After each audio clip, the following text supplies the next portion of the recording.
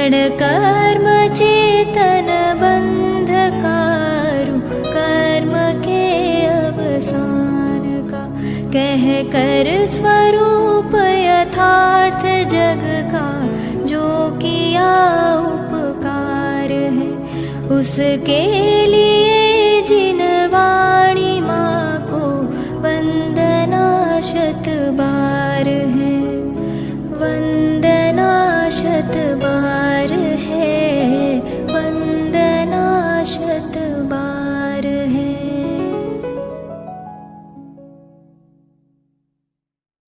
सिद्धेभ्यः वंदितु सौव सिद्धे ध्रुवमचलमणोवमं गदिं पत्ते वोच्छामि समय पाहुल मिनमो सुध केवली भणिदम। नमः समय साराय स्वानुभूत्या चकासते चित् स्वभावाय भावाय सर्वभावान्तरच्छिदे। अनंत धर्मणस्तत्त्वं पश्यन्ति प्रत्यगात्मनः अनेकान्तमयी मूर्तिर्नित्यमेव प्रकाशताम्।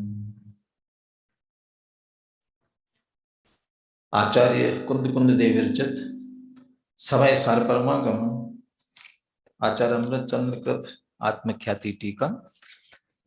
कर्ता कर्म अधिकार में सर्वप्रथम कर्ता कर्म के अज्ञान के लिए मूल कारण आत्मा और आश्रव में भेद न जानना, इसको आधार बनाते हुए चर्चा कर रहे हैं। जो इनमें भेद नहीं जानता वह आश्रवों में प्रवृत्त होता है, वह अज्ञानी आत्मा कर्ता, क्रोधादि आश्रव उसके कर्म। और जो भेद जानता है वह आश्रव से निवृत्त होता है, बंध का निरोध होता है, उस जानने से बंध का निरोध होता है। इसलिए आत्मा और आश्रव में भेद ज्ञान का हमें ज्ञान करा रहे हैं, और इसके लिए आत्मा कैसा है और आश्रव कैसे हैं। 72वीं गाथा में आत्मा को असुचि, विपरीत, दुख का कारण कहा, और 73वीं गाथा में आश्रव निवृत्ति की विधि बताते हुए आत्मा की विशेषता बता दी। अहम एको खलु शुद्धो निर्ममो नान दंसन समग्गो, मैं एक शुद्ध निर्मम ज्ञान दर्शन से पूर्ण हूं, ऐसा आत्मा। आश्रव से भिन्न ऐसे आत्मा को जानकर तम्मिठिदो तच्चित्तो, उसी में स्थित और उसी में लीन होते हैं तो इन आश्रवों का क्षय हो जाता है। पीछे कहा था कि जानने से, जैसे ही आत्मा और आश्रव में भेद जानते हैं वैसे ही उनसे निवृत्त होता है। तो जानते ही निवृत्त होता है, इसलिए जानते के साथ ही निवृत्ति होती है। तो दोनों का क्या समकालपना है, और वो समकालपना कैसे है, ये तो एक निमित्त समझ लीजिए, एक बहाना है आत्मा और आश्रव में भेद की चर्चा को करने का। इसी निमित्त से और अधिक चर्चा करना चाहते हैं ताकि हमारे अच्छी तरह से चित्त में आत्मा और आश्रव का भेद ज्ञान हो सके। देखिए 74वीं गाथा की उत्थानिका है। कथम ज्ञान आश्रव निवृत्त्यो समकालत्वम इति चेत, ज्ञान का होना और आश्रव की निवृत्ति, इनका समकालपना कैसे है, कैसे आप इसका समकाल कहते हो। बस जाना और जानते आश्रव की निवृत्ति, और वो भी उसी समय तत्काल, ये कैसे, इसके लिए कह रहे हैं। और मैंने जैसे कहा कि इस निमित्त से पुनः एक बार आत्मा और आश्रव में भेद ज्ञान की चर्चा आगे बढ़ा रहे हैं। 74वीं गाथा का पाठ कर रहा हूं मैं, आप सभी भी देखें, ध्यान से सुने। प्राकृत की गाथाएं सुनते सुनते अब धीरे धीरे बहुत से शब्द ऐसे परिचित हो गए होंगे, तो थोड़ा बहुत भाव तो प्राकृत गाथा से भी ख्याल में आ जाना चाहिए। गाथा का नंबर ऊपर गलत लिखा, 73, 74वीं गाथा है। जीवन निबद्धा एदे अधुव अनिच्चातः असरणाय दुःखा दुःख फलतीय नादून निवत्तदे तेहिं। ऊपर की पंक्ति में एदे शब्द है, एदे यहाँ का एदे, और 73वीं गाथा में भी एदे शब्द है अंत में। वो दोनों जो सर्वनाम जो है ना, उसकी संज्ञा क्या, किसके लिए सर्वनाम प्रयोग किया, एदे माने ये, कौन ये। 73वीं गाथा में कहा सवे एदे खयम नेमि, इन सबको क्षय को ले जाता हूं, इन सबको क्षय को प्राप्त कराता हूं। और यहां भी कह रहे कि एदे, ये सब, कौन ये, कि आश्रव भाव, माने एदे शब्द आश्रव भाव के लिए दिया। एदे ये आश्रव भाव कैसे हैं, जीव निबद्धा, जो जीव में निबद्ध है। यहां पहली गाथा की टीका में 3 प्रकार के संबंधों की बात आई थी। ज्ञान के साथ तादात्म्य सिद्ध संबंध बताया, क्रोधादि आश्रवों के साथ में संयोग संबंध बताया, और कर्म जो विकार होने पर कर्म आते हैं और एक क्षेत्रावगा संबंध को प्राप्त होते हैं, उन कर्मों के साथ, बंधने वाले कर्मों के साथ एक क्षेत्रावगा संबंध कहा था। तो यहाँ आश्रव भावों की बात है, तो जीव में निबद्ध है का अर्थ समझ लेना संयोग संबंध से बंधे हुए हैं। तो जो जीव में निबद्ध हैं, और जीव निबद्ध कह करके ये जिस जीव से संबंधित है उनकी बात करना चाहते हैं। मैं जीव, तो मेरे से निबद्ध जो आश्रव है उनकी बात है। हमें हमेशा कभी लगता है राग अच्छा नहीं है, पाप नहीं करना चाहिए, क्रोध बहुत बुरा होता है, ऐसा जब हम कहते हैं तब तब हमारा ध्यान दूसरे की तरफ जाता है। हाँ देखो उसका क्रोध, वो बहुत गुस्सा करता है, वो ठीक नहीं है, वो देखो पापी है, उसके पाप अच्छे नहीं है, यानी ये दूसरे की तरफ जाते हैं। लेकिन यहाँ दूसरों की बात नहीं है, जीव निबद्ध, अपने ही जीव से निबद्ध ऐसे जो आश्रव भाव है उनकी बात कर रहे हैं। वे आश्रव भाव भी कैसे हैं, 4 विशेषताएं ली, बल्कि 5। अधुव माने अध्रुव है, अनिच्चा माने अनित्य है, असरण माने अशरण है, दुखा दुख फलतीय, स्वयं दुख स्वरूप है, और दुख फलतीय, दुख के रूप में ही फलित होने वाले हैं। ऐसे ही आश्रव भाव तीय, तीय शब्द से लेते हैं इस प्रकार, माने आश्रव भाव ऐसे हैं, इति ऐसा, नादून निवत्तदे तेहिम, जान कर के जानने वाला उनसे निवृत्त होता है। जब ऐसा जानता है तो जाना, जब इतनी विपरीतता ख्याल में आ रही है तो कौन उन आश्रव भावों को अपना जानेगा, अपना मानेगा, कौन उनमें प्रवृत्त होगा। इसलिए जानते ही उनसे निवृत्त होता है। तो ये जानना और निवृत्त होना, 72वीं गाथा के समय मैंने कहा था कि ये कोई ने जैसा एकदम नाग, काला नाग सांप, बिल्कुल ऐसा कहते हैं ना, इतना जहरीला होता है कि उसका काटा हुआ पानी भी नहीं मांगता। तो पानी भी नहीं मांगता का अर्थ क्या है, इतना समय भी नहीं मिलता कि भैया पानी पिलाओ, पानी दो, माने इतनी तेजी से मृत्यु होती है। और हमें मालूम हो और ऐसा कोई सांप हमने पकड़ लिया और हमें पता चले, तो पता चलते ही कितनी देर तक हम उसे पकड़े रहेंगे, तत्काल छोड़ देते हैं, तत्काल ख्याल में आते ही छोड़ते हैं। बिजली का तार पकड़ लिया हो, वैसे ही बिजली के तार के ऊपर तो फिर भी कोटिंग होती है, और कोई कहे कि अरे बहुत तेज झटका लग सकता है, बिजली के तार को पकड़ लिया है तुमने, तो ये पता चलते ही तत्काल अपन छोड़ते हैं। ऐसे आश्रव भावों के संदर्भ में ये जानते ही, जिसने ये जाना वो उनसे निवृत्त होता है, तो जानते ही निवृत्त होता है। इसलिए उनका ज्ञान और आश्रव की निवृत्ति, इनमें समकाल्पना कहना चाहते हैं। अध्रुव अनित्य, सामान्य शब्द तो हमें ख्याल में आते हैं, ध्रुव और नित्य। ध्रुव हमेशा रहने वाला, तो ध्रुव रहने वाला नहीं है, नित्यता नहीं है। अशरण, शरण के योग्य नहीं है। और दुख और दुख के रूप में फलित होने वाले ये आश्रव भाव हैं। ये गाथा की सामान्य चर्चा अपन ने की है। सुनील जी जुड़े? हाँ जी।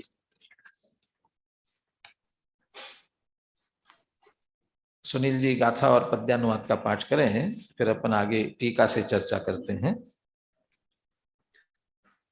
जीवनी बद्धाये दे अधुवणिच्चातः शरणाय दुःखा दुःख फलतीय णादूर्णनिवत्त देते ये सभी जीव निबद्ध अध्रुव शरणहीन अनित्य हैं। दुख रूप दुख फल जान कर इनसे निवर्तन बुद्ध करें। यहाँ तो एक तरह से 12 भावना अनुप्रेक्षा, 12 अनुप्रेक्षाएं होती है।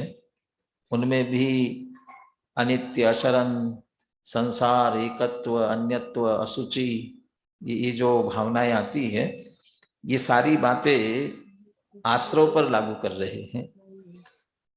वहां 12 भावनाओं में, 12 अनुप्रेक्षाओं में जो चिंतन किया जाता, अनुप्रेक्षा का मतलब ही पुनः पुनः चिंतन है। वहां तो हम कुटुंब, परिवार, धन संपत्ति, दुकान, मकान, परिग्रह और शरीर, इनके साथ जो एकत्व कर रहे हैं, उनसे भेद विज्ञान की मुख्यता, परिणामों की भी ली, विकारी भावों के परिणामों की भी। और यहाँ वही चिंतन बार बार किया जाए, अनुप्रेक्षा इस रूप में, तो वही विशेषताएं, आश्रव भाव भी अनित्य है, अध्रुव है, ये दोनों अभी अपन इसके बाद चर्चा करेंगे जब एक सामान्य टीका की चर्चा हो जाए। अध्रुव और अनित्य दोनों एक ही है कि अलग अलग है? क्योंकि अनुप्रेक्षा में कहीं कहीं अध्रुव अनुप्रेक्षा भी कहा और अनित्य अनुप्रेक्षा भी कहा, तो अध्रुव और अनित्य एक अर्थ में आते हैं। फिर 2 शब्द अलग अलग दिए हैं, तो अलग अलग दिए तो भाव अलग अलग हैं। अमृतचंद्र आचार्य टीका में निकालेंगे, कुंद कुंद आचार्य ने 2 शब्द प्रयोग किए हैं, तो उनका अलग अलग भाव अमृतचंद्र आचार्य निकालेंगे। तो अध्रुव या अनित्य अनुप्रेक्षा होती है। अध्रुव, अनित्य, अशरण, अशरण के बाद में संसार। तो संसार भावना को हम कह सकते हैं ऐसा एकत्व इसमें करने पर कर्मों का बंध होता है। जीवस्सेवम बंधो भणिदो खलु सव्वदरिसीयम, इस प्रकार से जीव को बंध होता है। तो बंध होता है तो माने संसार होता है। तो संसार की बात है, संसार एकत्व तादात्म्य नहीं है, दोनों में भेद है, एक नहीं है। ये एकत्व अनुप्रेक्षा से भिन्नता कर रहे हैं, या पीछे अहम एक को खलु शुद्धो कह करके एकत्व अनुप्रेक्षा दे दी। अन्यत्व दोनों भिन्न भिन्न है, अन्य अन्य है, या विपरीत कह करके उससे भिन्न का अन्यत्व अनुप्रेक्षा। आश्रव की बात ही चल रही है। आश्रव एदे सव्य खयम नेमी में संवर और निर्जरा की बात आ गई। रत्नत्रय बोधि की बात ही है एक तरह से। इसलिए सभी इस रूप में भी इसका पुनः पुनः चिंतन किया जाए, एक तरह से इन शब्दों का प्रयोग करके हमें अनुप्रेक्षाओं का स्मरण दिलाया है। अब एक एक शब्दों की व्याख्या। जीव निबद्धा, यहीं से प्रारंभ करते हैं। जीव निबद्ध, आश्रवों को जीव निबद्ध कहा, तो कैसे जीव निबद्ध हैं? यहां इस टीका की विशेषता भी है कि बहुत सारे विशेषणों के लिए दृष्टांत भी देते जा रहे हैं। अनेक विशेषणों में दृष्टांत भी देते जा रहे हैं। जीव निबद्धा के लिए भी दृष्टांत दिया हुआ है। क्या दृष्टांत देते हैं देखिए। जतुपादपवत वद्य घातक स्वभावत्वात् जीव निबद्धा खलु आश्रवाः। आश्रव भाव कैसे है? जीव से निबद्ध तो है, लेकिन जीव से निबद्ध किस रूप में? जो किसी से जुड़ता है वह 2 तरीके से जुड़ता है। एक तो वे उसका हितकारी है, उसका हित करना चाहता है, और किसी को किसी का अहित करना है तो भी उसके साथ तो जुड़ना ही पड़ेगा, उसके साथ जुड़ करके उसका हित करना पड़ेगा। तो ये आश्रव भाव हितकारी नहीं अहितकारी, इस रूप में जीव से निबद्धा, जीव निबद्धा खलु आश्रवा। और कैसे हैं? वद्य घातक स्वभावत्वात्, वद्य घातक स्वभाव वाले, यानी ये घातक हैं, घात करने वाले हैं। तो किसका घात करेंगे? कि आत्मा का। तो आत्मा वद्य है और वे घातक है। क्या उदाहरण? कि जतु पादपवत, पादप माने वृक्ष होता है, और जतु का अर्थ है लाख, लाख और वृक्ष की भांति। वृक्षों की जिन जिन वृक्षों में से लाख निकलती है, उन वृक्षों की विशेषता होती है, यदि उनमें से लाख निकलना शुरू हो जाए तो लाख धीरे धीरे वृक्ष पर छाने लगती है और वृक्ष को समाप्त करती है। तो वो उसमें से निकलने वाली लाख उस वृक्ष में से निकली है, वृक्ष से जुड़ी है और वृक्ष का ही घात कर रही है। तो वो जैसे वो लाख निबद्ध है लेकिन घातक है, और जो किसका घात कर रही है? कि वृक्ष का घात कर रही है। तो जैसे लाख और वृक्ष के बीच में वद्य घातक स्वभाव है और वह लाख उस वृक्ष से जुड़ी है, उसी तरह से आश्रव भी वद्य घातक स्वभाव वाले और जीव से निबद्ध हैं। जैसे वह लाख वृक्ष से निकली, वृक्ष का घात करती है, ऐसे आश्रव भाव भी हम में से निकलते हैं और हमारा ही घात करते हैं। वद्य घातक स्वभावत्वात् जीव निबद्धा खलु आश्रवा। कोई कह सकता है कि आत्मा का तो कभी घात होता ही नहीं है, आत्मा वद्य थोड़ी है, आत्मा तो अनादि अनंत है। जो पीछे एक की व्याख्या आई थी, उस एक की व्याख्या में कहा था अनादि अनंत नित्योदित विज्ञान घन स्वभाव भावत्वात् एकः। अनादि अनंत नित्य उदित विज्ञान घन स्वभावित अनादि अनंत है, इसका तो घात होता ही नहीं है। तो वद्य घातक कैसे कह रहे हैं? ये आश्रव भाव, यदि आश्रव भाव घात करते तो कब से हैं? अनादि काल से जीव से जुड़े हुए हैं, तब तो जीव खत्म हो जाना चाहिए था। तो जीव तो है, तो क्या घात हुआ? तो यहाँ वद्य का तात्पर्य लेना है जो घाती कर्म के संदर्भ में कहा जाता है। घाती कर्म अघाती कर्म। घाती कर्म किसे कहते हैं? कि जीव का घात करे, वो घाती कर्म। तो जीव का घात होता तो घात हो जाता। कि जीव के गुणों का, तो गुणों का भी घात नहीं होता है। तो गुणों का माने गुणों को निर्मल पने से प्रकट नहीं होने देते, स्वभाव को व्यक्त नहीं होने देते हैं, यही घात करते हैं। जैसे घाती कर्म, ऐसे आश्रव भाव भी, विकारी परिणाम भी, ये विकारी भाव होते हैं तो आत्मा के निर्मल परिणामों को व्यक्त नहीं होने देते। तो निर्मल परिणामों का व्यक्त न होना, यही आत्मा का घात समझना चाहिए। ये वद्य घातक। पीछे जले जम्बालवत कहा था, जले अशुचि अपवित्रता के लिए, पानी में छाई जाने वाली काई की तरह। तो काई जैसे पानी के ऊपर आती है तो पानी को मलिन करती है, तो उसकी निर्मलता है तो सही, लेकिन दिख नहीं रही है, नीचे छुप गई, व्यक्त नहीं हुई। ऐसे ही आश्रव भाव, किसी के परिणामों में मोह राग द्वेष के परिणाम हो रहे हैं तो उसका जो अपना निर्मल स्वभाव, सहज शांत स्वभाव है, वो व्यक्त नहीं हो रहा है, उसका घात किया है। साथ ही ज्ञानादिक, ज्ञान दर्शन वीर्य, ये भी अपने स्वभाव को प्राप्त नहीं कर पा रहे हैं, अपने स्वभाव रूप व्यक्त नहीं हो पा रहे। क्यों नहीं हो पा रहे हैं? इन्हीं आश्रव भावों के कारण से। कब होंगे पूर्ण? अनंत ज्ञान, अनंत दर्शन, अनंत वीर्य कब प्रकट होगा?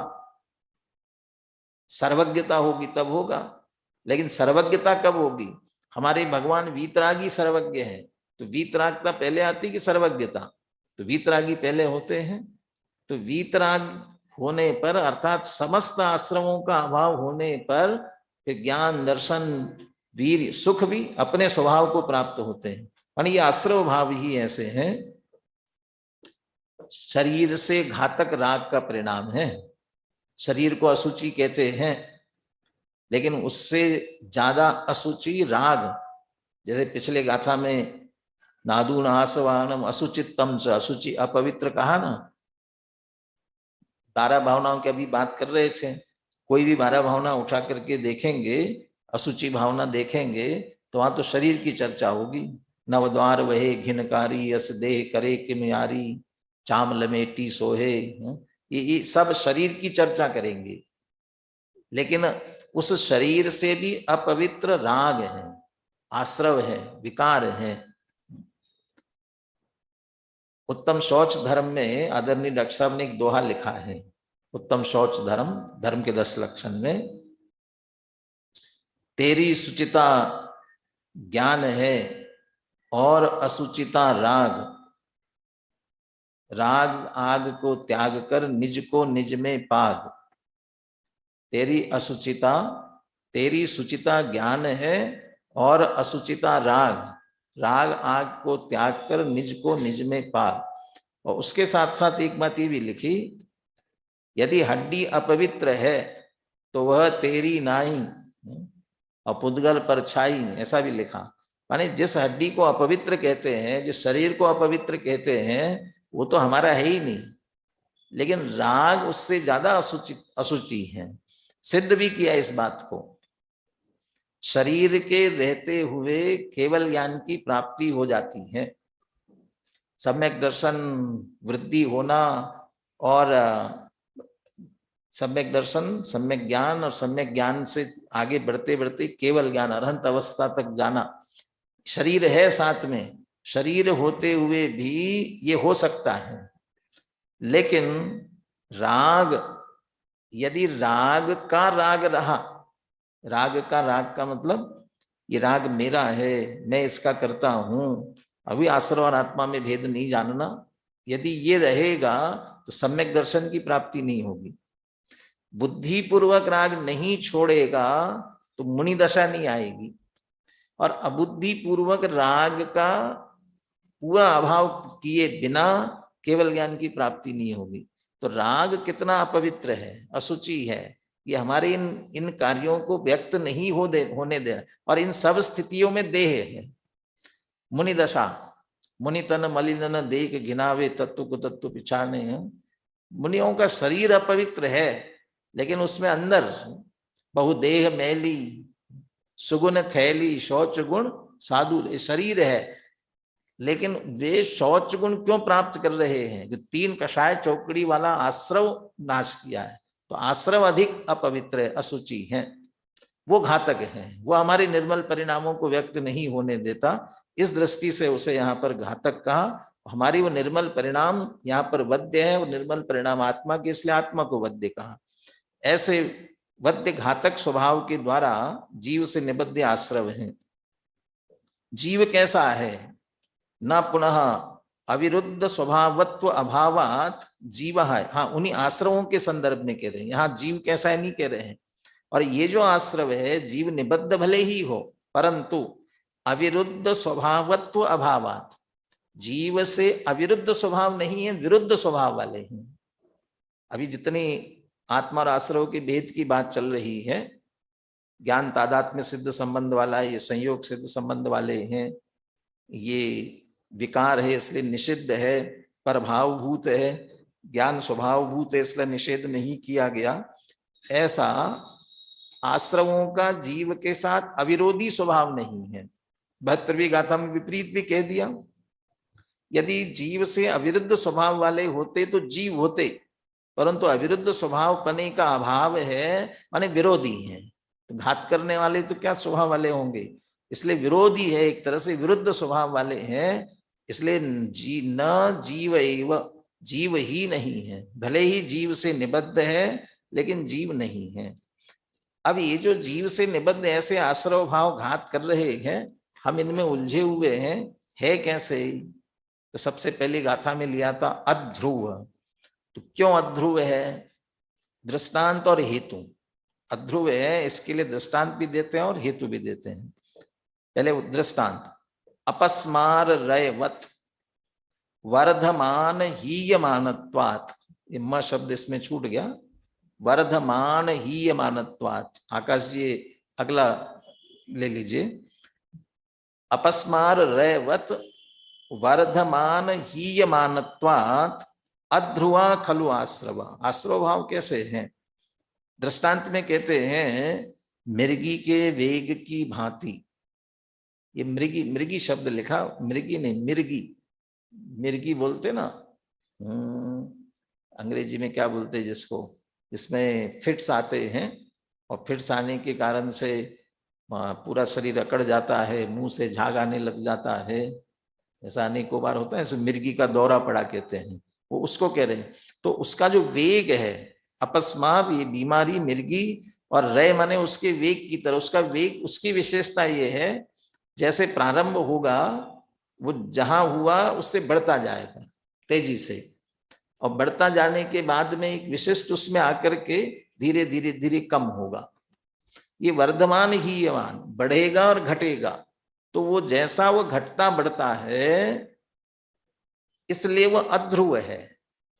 जैसा प्रकट हुआ वैसा का वैसा नहीं रहता, बल्कि बढ़ता है और घटता है। वर्धमान ही यमानत्वात्, इसलिए जैसे वह मिर्गी का रोग अध्रुव है वैसे ही खलु आश्रवा, आश्रव भाव भी ऐसे ही घटने बढ़ने वाले हैं। वर्धमान ही यमान, घटने बढ़ने का मतलब उसका वेग, उसका आवेश, वह जो है वो घटता बढ़ता है। जैसा उत्पन्न हुआ वैसा का वैसा न रह करके बढ़ता या घटता है। घटता बढ़ता होने से अध्रुव है। और ये उस मिर्गी के स्वरूप में पड़ा हुआ है। जैसा हुआ उससे बढ़ता जाएगा, फिर घटेगा। और फिर लोक में रूढ़ियां, लोक रूढ़ियां चलती रहती हैं। किसी को मिर्गी का दौरा पड़ जाए तो क्या क्या करते हैं, कोई जूता उतारो, जूता सुंघाओ, ऐसे उल्टे सीधे खटकर्म कर देते हैं। लेकिन वो धीरे धीरे उतरने ही वाला होता है। कोई प्याज सुंघाता, जो भी करते हैं, अभी वे नहीं भी करेंगे तो भी थोड़ी देर बाद उसका दौर उतरने वाला होता है, उसके स्वरूप में है। ऐसे ही आश्रव भी, और ये भी दौरा पड़ते हो, इसको भी मिर्गी का भी दौरा पड़ना कहते हैं ना। ऐसे ही किसी को तेज गुस्सा आता है, अनेकों बार आता है ना, तो वो चिल्लाने लगता है, तो दूर से ही लोग कहते हैं आज इनको गुस्से का दौरा पड़ गया, गुस्से का दौरा पड़ा लगता है। और वे जो भी हमें आश्रव, क्रोध, मान, माया, लोभ, कोई भी आश्रव का भाव प्रकट हुआ है, वह जैसा हुआ वैसा न रह करके या तो बढ़ेगा या घटेगा। वर्धमान ही यमान, जैसा है वैसा का वैसा बना ही नहीं रह सकता है। वह इसके कारण से कहते अध्रुव है। कभी देखना, अपने आप में देखना, ये इसकी व्यक्तता वाली बात अलग है कि हम प्रतिक्रिया कर रहे हैं कितनी बाहर से, हम प्रतिक्रिया नहीं भी कर रहे हैं, शांति से बैठे हैं हमारे अंदर ही। और ये भी बात ध्यान रखना, ये अकेले अशुभ भाव शुभ भाव नहीं, माने अकेले अशुभ भाव नहीं, शुभ भाव भी आश्रव हैं, उनमें भी ये घटना बढ़ना होता है। वर्धमान ही ये मान, जैसा है वैसा नहीं रहता है, चाहे अशुभ हो चाहे शुभ हो। हमें अभी किसी के प्रति गुस्सा आ रहा है, किसी ने गलती की, हमें बता दिया, बुलाओ उसको, और कह रहे आज एक तेज चाटा लगाऊंगा मैं उसे, और वो आए इतनी देर तक लगा कि नहीं चाटा वाटा मारना ठीक नहीं है, डांट, बहुत अच्छी तरह से डांट लगाएंगे, इतनी डांट लगाएंगे कि उसको नानी याद आ जाएगी। ठीक है, तो नहीं, इतनी बड़ी गलती दिखती नहीं है, अभी अकेला उसको शांति से करके समझा देंगे। तो एकदम तेज गुस्सा आया था, धीरे धीरे धीरे कम हुआ। और कभी कभी उल्टा भी हो जाता है, बहुत ज्यादा गुस्सेल होता है, किसी को उधारी बाकी हो, कहते मैं आता हूँ वसूल करके, नहीं भैया तुम मत जाओ, नहीं मैं कुछ नहीं करूंगा, सिर्फ हाँ थोड़ा सा जोर से बोलूंगा, बाकी कुछ नहीं करूंगा, कह करके तो ये गया, लेकिन जाते ही लड़ाई झगड़ा और कैसे नहीं देता है, और कॉलर पकड़ ली और मारपीट पे उतर आया। तो ये कह कर गया था थोड़ा करेंगे, और शुरुआत भी करी होगी, लेकिन बढ़ता गया, झगड़ा बढ़ जाता है। शुभ भावों में भी ऐसा होता है, कोई योजना रखी और दान की बात शुरू हो गई, लगता है हम बहुत अच्छी योजना है, कितना देना चाहिए, 1 लाख रुपया तो दे देना चाहिए, नहीं नहीं, 51,000 ही देते हैं, 21,000 दे देते हैं, घटते घटते पता नहीं कितने पे आकर के रुक जाती हैं। 1 लाख की भावना हुई थी और घटती घटती ये हो गई। और कभी ऐसा लगता है 1100 बोल विचार है, 1100 दे देते हैं, नहीं नहीं नहीं, और बढ़ती भी जाती है भावना। तो दोनों में शुभाशुभ भाव में वर्धमान हीयमान होने से ये अध्रुव है खलो आश्रवा। और दूसरी तरफ यहाँ भगवान आत्मा शब्द का प्रयोग तो नहीं किया है, तो भगवान आत्मा ही बता दिया, जीव हमारा जो है वो भगवान आत्मा ही है। वह आश्रव के सामने कैसा है, ध्रुवा चिन्ह मात्रा जीव एव। लेकिन चिन्मात्र जीव है वो बिल्कुल ध्रुव है। क्या घटेगा क्या बढ़ेगा चैतन्य पने में, जो निगोद में सो ही मुझ में सो ही मोक्ष मजार। क्या घटा क्या बढ़ा, निगोद में गया कितनी क्या हालत हो रही है। अरे कितने भी हीनता हो जाए तो भी वो वैसा ही है। एक मोटिवेशनल कोई बहुत काम करने वाले बहुत से कर्मचारी बहुत ढीले हो रहे थे, उनका सेमिनार ले रहा था, तो उनको समझाने के लिए उसने एक 2000 का नोट निकाला और सबको दिखाया कि किसको चाहिए, कौन लेने तैयार है। सब तैयार हुए। फिर उसने उसको ऐसा तोड़ मरोड़ दिया। तोड़ मरोड़ने के बाद पूछा आप कौन लेने के लिए तैयार हैं, सब तैयार हैं। फिर उसने उसको नीचे मिट्टी धूल पड़ी हुई थी, धूल मिट्टी में डाल दिया, गंदा कर दिया। गंदा करने की पूछा आप कौन लेने के लिए तैयार हैं, कौन मना करेगा, बोले सब। अरे अभी तो एक गंदा हो गया। बोले कितना भी गंदा हुआ हो उसका मूल्य कितना है, उसका मूल्य तो 2000 का 2000 ही, उसमें क्या कमी आई है, उसमें तो कुछ कमी आई नहीं है, तो क्या दिक्कत है। तो उनको समझाना चाहता था, अरे तुम ढीले ढाले हो रहे हो, तुम तो वही हो, तुम्हारी ताकत भी वही है, तो क्यों अपने आप को कम समझते हो, तुम्हारी कीमत वही की वही है। अपनी पूरी कीमत अपनी पूरी ताकत से काम करो। ऐसे चैतन्यपना जो सामर्थ्य है हमारा, उस सामर्थ्य में न कुछ घटता है न कुछ बढ़ता है। 14वीं गाथा पीछे जो शुद्ध नय को बताने वाली है, वहां अबद्ध स्पष्ट अनन्य नियत अविशेष असंयुक्त, उसमें नियत बोल। आत्मा शुद्ध नय से देखा जाए तो नियत है। नियत है माने वो समुद्र में जैसे ज्वार भाटा आता है तो घटा बड़ी होती है, ये ऊपर ऊपर दिखती है घटा बड़ी, लेकिन वास्तव में समुद्र के स्वभाव को देखा जाए, समुद्र के स्वभाव में कुछ भी घटा न बढ़ा। ऐसा हमारा चैतन्यपना। कहीं कहीं ऐसा बोला जाता है निगोद में कुछ बढ़ा नहीं है और मोक्ष में कुछ घटा नहीं है। निगोद में कुछ बढ़ा नहीं है और मोक्ष में कुछ घटा नहीं। तो निगोद में बढ़ने की क्या बात है, मोक्ष में बढ़ेगा, निगोद में तो घटेगा। कहले नहीं, निगोद में कुछ घटा नहीं है और मोक्ष में कुछ बढ़ा नहीं। जो हमारा चैतन्यपना है वो तो वैसा का वैसा है। तो वहां एक श्वास में 18 बार जन्म रहा है, मर रहा है, अत्यंत हीन दशा को प्राप्त हुआ, अक्षर के अनंतवें भाग ज्ञान रह गया, क्या घटा। निगोद में कुछ घटा नहीं है। और वहां मोक्ष में जाकर के कुछ बढ़ गया हो ऐसा नहीं, जैसा है वैसा का वैसा व्यक्त हो गया है। या दूसरी तरफ कहे कि निगोद में अकेला अक्षर के अनंतवा भाग ज्ञान रह गया और बाकी का पूरा वैसा का वैसा रखा है सुरक्षित, तो बढ़ता जा रहा होगा। भी कोई बचत करके रखता होगा तो बचत करने से बढ़ेगा ना। तो निगोद में कुछ बढ़ा नहीं है ऐसा।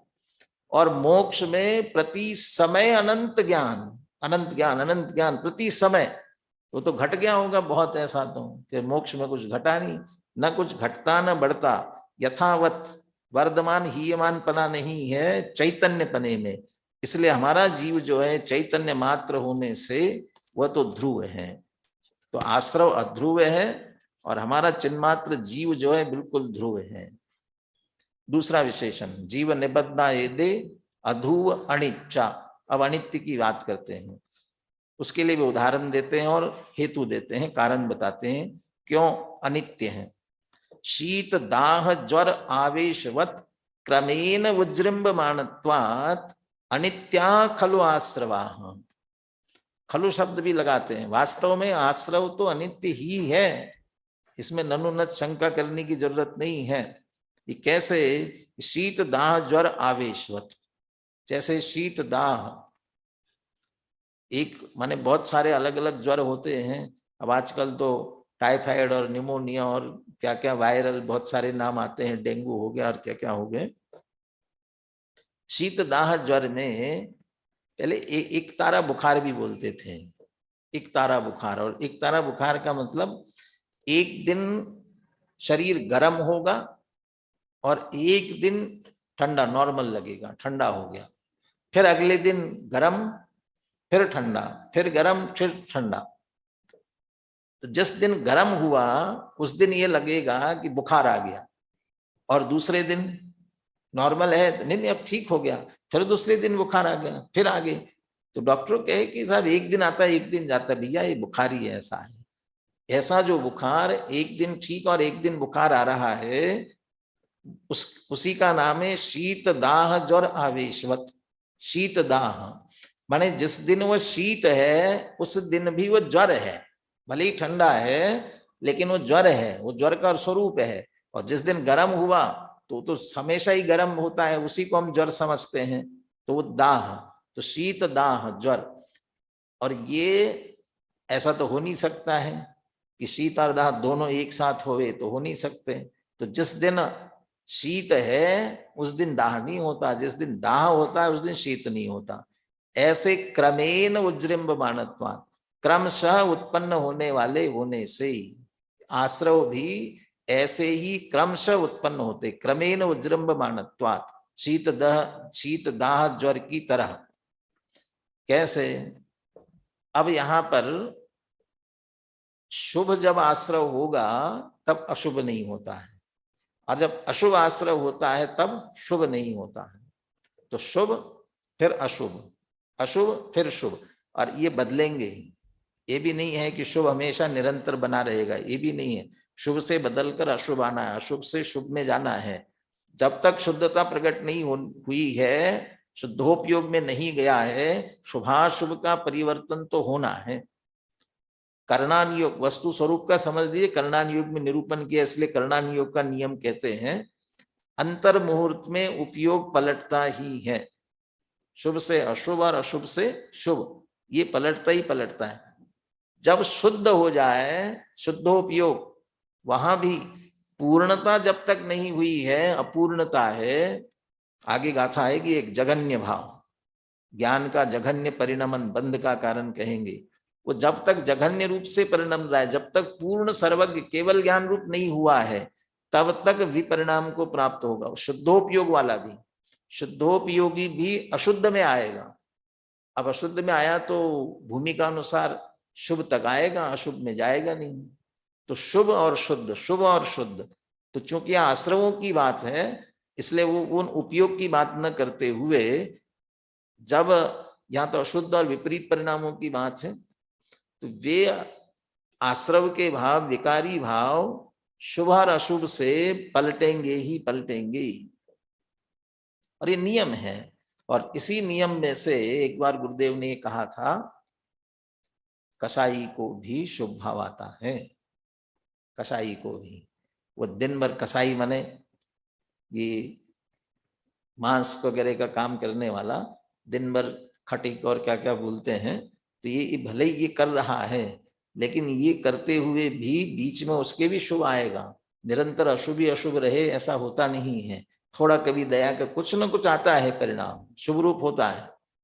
और दूसरी तरफ पूजा पाठ, व्रत, उपवास जितने धार्मिक दिख रहे हो, जब तक शुद्धता प्रकट नहीं हुई होगी तो उन्हें हम कहते हैं ना, अभी आज 3 घंटे विधान किया, 3 घंटे तक विधान पूजा चली, तो 3 घंटे तक हमने शुभ भाव किया होगा ना।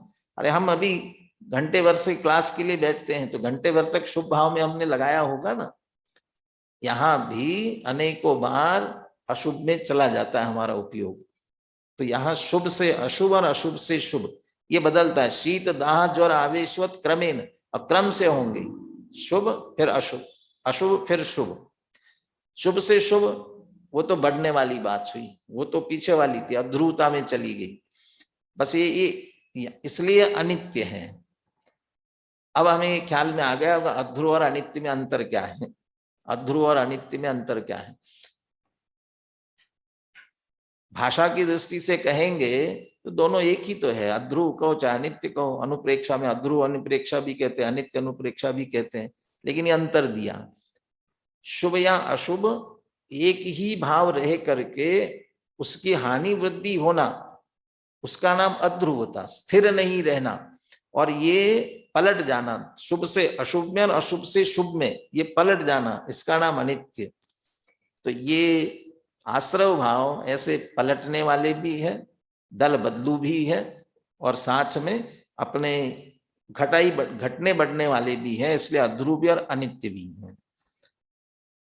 इनके सामने आत्मा कैसा है? नित्य विज्ञान घन स्वभाव जीव एव, और एव भी कह रहे हैं जीव ही नित्य है। आश्रवादी परिणाम नित्य नहीं हो सकते, जीव ही नित्य। क्यों? विज्ञान घन स्वभाव होने से, ठोस है, इसमें ये पलटने वाला नहीं है, इधर से उधर उधर से इधर होने वाला नहीं है, वो नित्य ज्ञान घन स्वभावी ही है, ज्ञान ज्ञान ज्ञान ज्ञान रूप रहने वाला है। थोड़ा ये भी हम समझे कि ये द्रव्य स्वभाव की बात है, आत्मा की बात ले रहे तो द्रव्य स्वभाव की बात ले रहे हैं। द्रव्य स्वभाव की अपेक्षा आश्रव भाव भी तो हमारे पर्याय में तो हो रहे हैं। कांटों सी पैदा हो जाती चैतन्य सदन के आंगन में, पर्याय में हो रहे, और उस पर्याय में होने वाली विकारी भाव को विपरीत कह रहे हैं। हम हमारे नहीं है, आश्रव भाव कह करके। ठीक है, हमारा जो द्रव्य स्वभाव अंदर है वो तो ज्ञान ज्ञान ज्ञान ज्ञान रूप ही है। ज्ञान से अज्ञान, चेतन से जड़, जड़ से चेतन, ऐसा कभी होता नहीं है। यदि घटा बड़ी होती तो अध्रुव होता, और चेतन से अचेतन, अचेतन से चेतन ऐसा होता तो अनित्य कहलाता। ऐसा नहीं होता है, विज्ञान का घन स्वभाव है इसलिए वह नित्य है। तो हमारा जीव विज्ञान घन स्वभावी होने से नित्य है, अध्रुव अनित्य। अब अगला विशेषण लेते हैं, तथा अशरणाय, तथा अशरण। अशरण क्यों है? इसके लिए दृष्टांत और हेतु देते हैं। बीज निर्मोक्ष क्षण क्षीयमान दारुण स्मर संस्कारवत त्रातुम अशक्यत्वात् अशरणा खलु आश्रवा। आश्रव भाव अशरण है। अशरण माने कोई शरण नहीं। तो कोई शरण नहीं है तो शरण कोई कब लेने जाता है? जब उसे आपत्ति हो, कुछ आफत आ रही हो, अपने बचाव के लिए जाता है, अपनी रक्षा के लिए जाता है। लेकिन आश्रव भाव ऐसी रक्षा के लिए जाना चाहे तो उसे कोई शरण नहीं दे सकता है। उसे कोई शरण है, अशरण, वो असहाय है, कोई सहायता कर ही नहीं सकता उसे। क्यों? त्रातुम अशक्यत्वात्, उसकी रक्षा करने में कोई समर्थ ही नहीं है। कौन रक्षा करेगा? कौन कर सकता है रक्षा आश्रव भावों की? इसलिए वे अध्रुव और अनित्य तो कह दिया पहले, अब कहते अध्रुव और अनित्य है तो रहेंगे कैसे? त्रातुम, उनकी रक्षा करना अशक्य ही है। कैसे अशक्य है?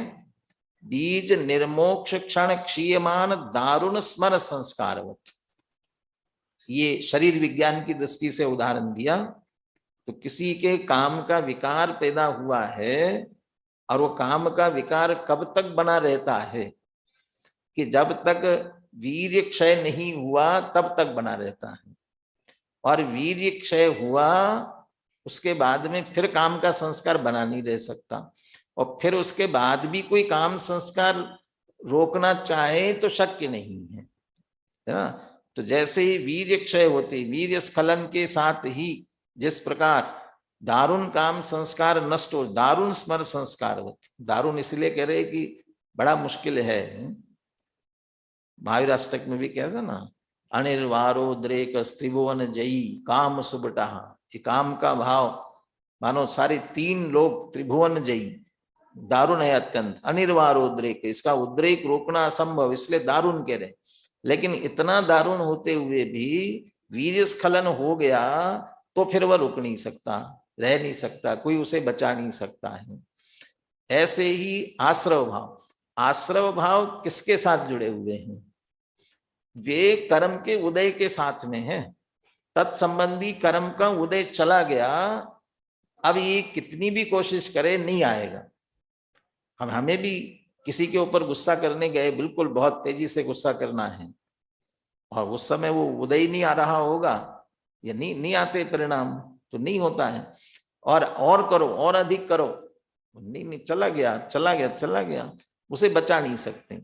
और दूसरा क्षणिक तो है ही, आश्रव भाव क्षणिक है ही, इसलिए उसे कोई भी शरण नहीं है, कोई बचाने वाला नहीं है। भगवान के पास जाए तो भगवान तो बचा लेंगे आश्रव भाव को, अरे वहां तो और जाने वाले हैं, वहां तो अभाव होने वाला है, कहाँ बचाएंगे, कहाँ कौन बचा सकता है? त्रातुम अशक्यत्वात् अशरणा खलु आश्रवाः। भी लगता है कि ये ब्रह्मचर्य महाव्रत के धारी मुनिराज और ये वीर्य स्खलन ऐसा उदाहरण देते हैं, तो ऐसा उदाहरण दे रहे तो मुनिराज के चित्त में भी कोई विकार का परिणाम आया होगा? यदि प्रश्न ही नहीं है।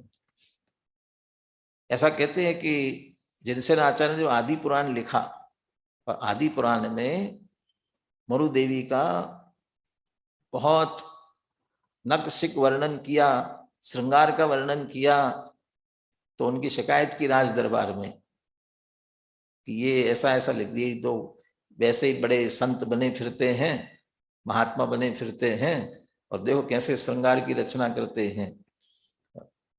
ऐसा श्रृंगार की रचना कर रहे कि दूसरे पढ़ करके काम भाव को प्राप्त हो जाए, तो इन्हें काम भाव नहीं होगा, ऐसा संभव नहीं है। पहले इनको दरबार में बुलाया जाए और ये लिखा है जो ये भरी दरबार में खड़े होकर के पढ़े,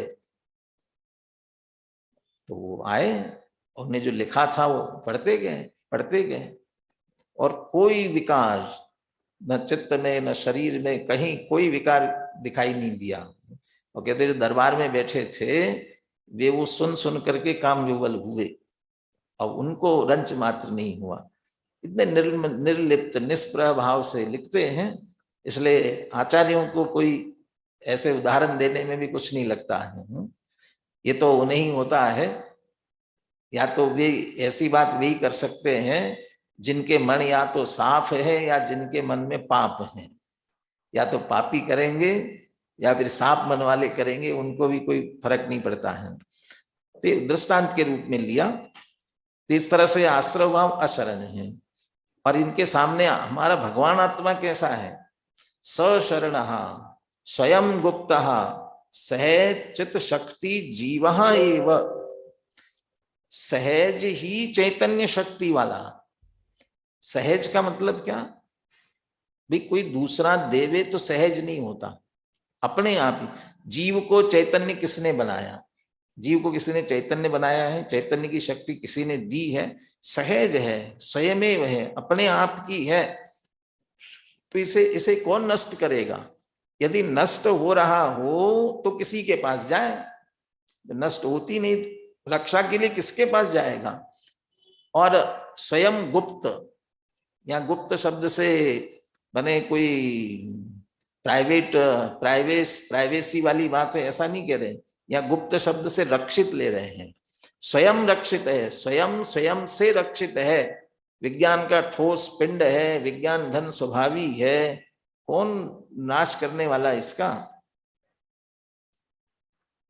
अस्तित्व, अपने आप में अस्तित्व सत्ता जो है, अस्तित्व नाम का गुण, वह अस्तित्व नाम का गुण ही पर्याप्त है, कोई नाश नहीं। अस्तित्व शक्ति कहते किसे, अस्तित्व गुण कहते किसे हैं? जिस शक्ति के कारण द्रव्य का कभी नाश ना हो। अरे द्रव्य की क्या बात करते हो, इसके अनंत गुणों में से किसी गुण का नाश ना हो, गुण की क्या बात करते हो? एक समय की पर्याय, वो तो नष्ट होने वाली है, अपने समय में नष्ट नहीं हो सकेगी। इसलिए प्रवचन सार में पर्याय को एक समय का सत कहा।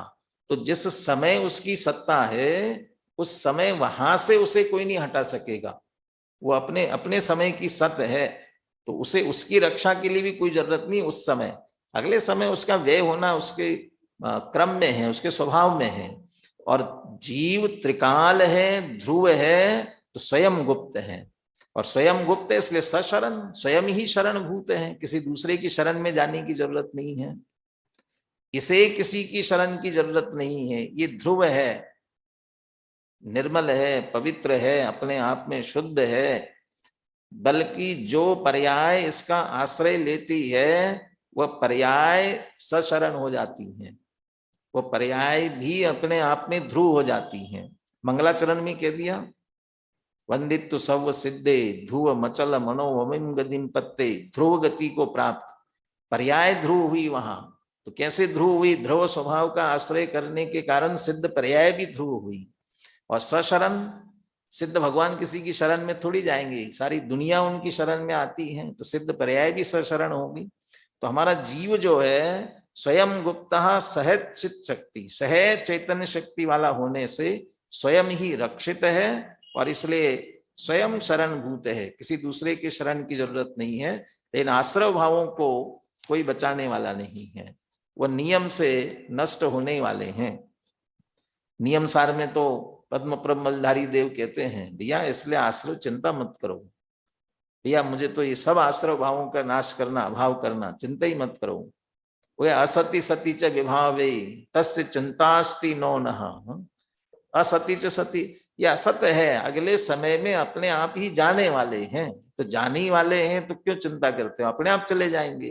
तुम अपनी चीज संभालो, हम अपनी चीज को संभालते नहीं इसलिए फिर से आते हैं ये, हम अपनी चीज को संभालेंगे तो ये फिर आएंगे नहीं। इसलिए सशरणा, हमारा जीव ही स्वयं शरणभूत है। दो विशेषणों की चर्चा करके आज की चर्चा अपन पूर्ण करते हैं। और आगे की दो विशेषणों में उदाहरण नहीं दिया। किसमें? ये दुखा दुख फलतीय, दुख और दुख फल।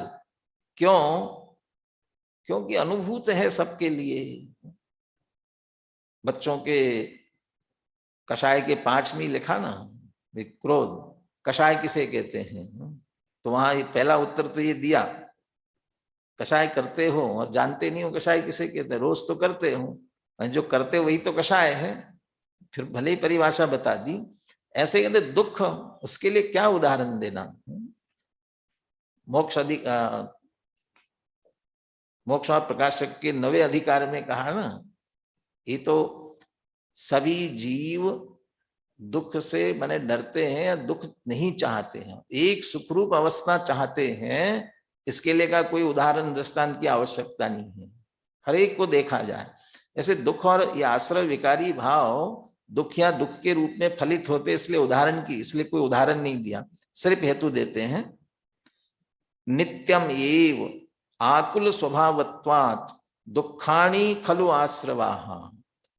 नित्य ही आकुल स्वभाव वाले होने से सभी, कोई भी विकार उत्पन्न हुआ तो आकुलता उत्पन्न करता हुआ ही होता है। आकुल स्वभावत्वात् दुखानी खलु आश्रवा। क्रोध, मान, माया, लोभ, हिंसा, झूठ, चोरी, किसी प्रकार का परिणाम आवे, ये तो अशुभ की बात हुई। शुभ में भी दया, दान, व्रत, उपवास, ये परिणाम, ये भी आकुलता वाले। आकुलता वाले क्यों कहते हो इनको? क्योंकि आत्म को हित है सुख सो सुख, आकुलता बिन कहिए। आकुलता शिव माहिनता ते शिव मग लाग्यो चाहिए। आत्मा के लक्ष्य से प्रकट होने वाला जो आनंद या सुख है, जो अतीन्द्रिय सुख, अतीन्द्रिय आनंद कहते हैं, वो निराकुल है। और उस आत्मा में स्थिर न हुए, आत्मा में लीन नहीं हुए, पर का लक्ष्य किया तो जो उत्पन्न होगा वो निराकुल कैसे होगा? इसलिए उस देव शास्त्र गुरु का आश्रय करे, शुभ भावों का आश्रय करे, तो वहां भी स्वभाव का आश्रय नहीं है, इसलिए आकुल स्वभाव वाले ही है वे। अनाकुल हमारा आत्म स्वभाव है, और उससे विपरीत है ये आकुल स्वभावत्वा दुखानी खलु आश्रवा। जहां आश्रवों के साथ भी, अभी तो कहा था आपने आश्रव अनित्य है, अनित्य है, अध्रुव है, अभी कह रहे कि नित्यम एवं, अभी नित्य कह रहे हो, आश्रमों को नित्य नहीं कह रहे हैं। उनका आकुल स्वभाव, हमेशा देखो कभी भी। अच्छा, ये पहला काल दूसरा काल था जब यहाँ पर, तब अभी पंचम काल आया, अभी छठवां काल आएगा। पहले वो जो 6 काल होते हैं ना, 6 काल में पहले काल का नाम क्या होता है? पहला कौन सा काल होता है? सुखमा सुखमा, फिर सुखमा, फिर सुखमा दुखमा, फिर दुखमा सुखमा, फिर दुखमा और दुखमा, दुखमा दुखमा, ये दुखम पंचम काल। अभी तो 5वां दुखम काल चल रहा है। और वो पहला जो सुखमा सुखमा था ना, सुखमा सुखमा माने सुखी सुख, सुखी सुख, उस समय जो आश्रव भाव होते थे उन जीवों को भी वो आश्रव विकार परिणाम वो कैसे होते थे? आकुल वाले कि निराकुल वाले? उनके आश्रव के परिणाम आकुलता और निराकुलता वाले। वे भी आकुल स्वभाव वाले ही थे जब भी। दुखमा दुखमा में तो आकुलता वाले होंगे ही। नित्यम एव स्वर्ग के देव, भले ही बाहर की सारी अनुकूलता होगी, लेकिन भोगने के काल विषय चाह दावानल दयो, ये निरंतर विषयों की इच्छा से दुखी रहते हैं, आकुल स्वभावत्वात्। इसलिए नित्य ही आश्रव के भाव तो नित्य आकुल स्वभाव वाले होने से दुखाणी खलो आश्रवा, दुख रूप ही है। और आत्मा कैसा है? अदुखम नित्यम एव अनाकुल स्वभाव जीवा एव। ये हमारा जीव तो बिल्कुल अनाकुल है, निराकुल भी नहीं, अनाकुल स्वभाव वाला, स्वभाव से अनाकुल है, आकुलता उसमें है ही नहीं, इसलिए वह अदुखम नित्यमेव। ये भी अदुख, वह नित्य दुख वाला, और हमारा जीव जो है अदुखम, दुख रहित। प्रकट होने वाले सुख की बात नहीं है, पर्याय में प्रकट होने वाली सुख की बात नहीं, सुख स्वभाव, सुख स्वभाव की अपेक्षा से अदुखम। आज अंतिम विशेषण लेके बात पूरी करते हैं। आयत्याम आकुलत्व उत्पादकस्य पुद्गल परिणामस्य हेतुत्वात् दुख फला खलु आश्रवा। ये आश्रव इतने दुष्ट है, अभी तो दुख रूप है ही, लेकिन आयत्याम भविष्य में आने वाले काल में भी आकुलत्व उत्पादकस्य, जो आकुलता के उत्पन्न करने वाले हैं, ऐसे पुद्गल परिणाम से हेतुत्वात्, ये आश्रव भाव यदि हुआ तो नियम से कर्म का बंद होगा। पुद्गल, उन पुद्गल परिणाम का हेतु कौन से पुद्गल परिणाम? जो भविष्य में आकुलता उत्पन्न करेंगे, माने वो कर्म है। ये तो प्रारंभ में कह दिया था, जब आत्मा और आश्रव में भेद नहीं जाएंगे, क्रोध आदि में प्रवृत्त होंगे, तो कोहादिश वट्टन तस् तस् कम्मस संचो हो दी, उसके कर्म का संचय होता है क्रोधादि वर्तन करने वालों को। तो आश्रव भाव में यदि लगे तो भविष्य में आकुलता उत्पन्न करने वाले ऐसे कर्म बनते हैं, उनके हेतु होने से दुख फला, भविष्य में भी दुख के रूप में ही फलित होने वाले हैं। हमारे ब्रह्मचर्य यशपाल जी थे ना, अन्ना जी, वो कर्णानुयोग पढ़ाते थे, गुणस्थान विवेचन, तो छात्रों को समझाते हुए कर्मों के संदर्भ में बात करते, कर्म कैसे दुष्ट है। कहले कोई नटखट बच्चा, दुष्ट बच्चा होता है, तो वो कहीं से आएगा जाएगा तो कैसा आता है? कहीं आता है तो लात मारते हुए आता है, आया अंदर गया, और वहां से फिर जाएगा तो फिर लात मारता हुआ जाता है। ऐसे कहते हैं आश्रव के परिणाम जब उत्पन्न हुए, उस समय आए, उस समय जीव को लात मारी, माने दुखी किया, आकुलता उत्पन्न की, इसलिए दुख स्वरूप है। और फिर उससे जो कर्म बंधा, और कर्म उदय में आकर के अब जा रहा है, जाएगा ना, अब वो जाता है, उस समय फिर आकुलता उत्पन्न करता है। तो आयत्याम आकुलत्व उत्पादकस्य पुद्गल परिणामस्य हेतुत्वात् दुख फला खलु आश्रवा। अभी दुख के रूप में और भविष्य में भी दुख के रूप में ही फलित होने वाले हैं। अब जीव कैसा होगा कि सुख के रूप में फलित होगा भविष्य में, उसकी बात नहीं कर रहे हैं। तो क्या कहते हैं? अदुख फला, जीव तो अदुख फल है, दुख के रूप में नहीं फलित होगा। क्यों?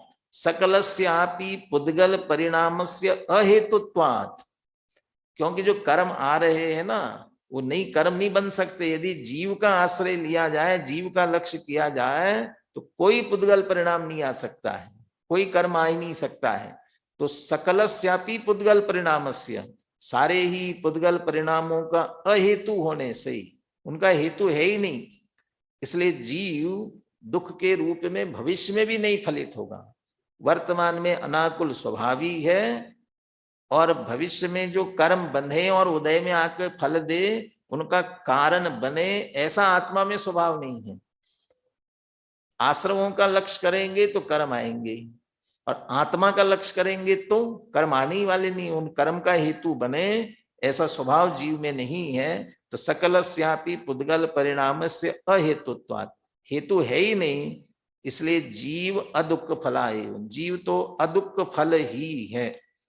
इस तरह से आश्रव की मूल गाथा में तो आश्रव की बात की, जीव निबद्ध ऐसे आश्रव अध्रुव अनित्य अशरण दुख और दुख के फल रूप है। लेकिन टीका में अमृतचंद्राचार्य ने इनके सामने जीव ध्रुव है, चैतन्य शक्ति रूप, विज्ञान घन स्वभावी होने से नित्य है, स्वयं चित शक्ति से स्वयं रक्षित है इसलिए सशरण है, अनाकुल स्वभावी है इसलिए अदुख है, और पुद्गल कर्मों का हेतु नहीं होता है इसलिए अदुख फल है, ऐसा हमारा जीव है। जब ऐसा भेद जानकर आत्मा को जानेंगे, नादून निवत्तदे तेहिन, जानते ही उनसे निवृत्त होते हैं। अब उस समकाल्पना कैसे हैं, इतनी अभी टीका में चर्चा शेष है।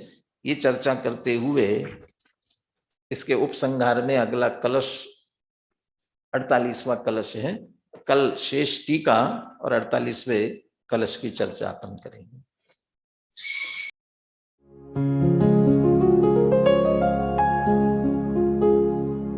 निज निधि निज में बताए, यह अनंत उपकार है उसके लिए जिन वाणी माँ को वंदना शत बार है, वंदना शत बार है, वंदना शत बार है।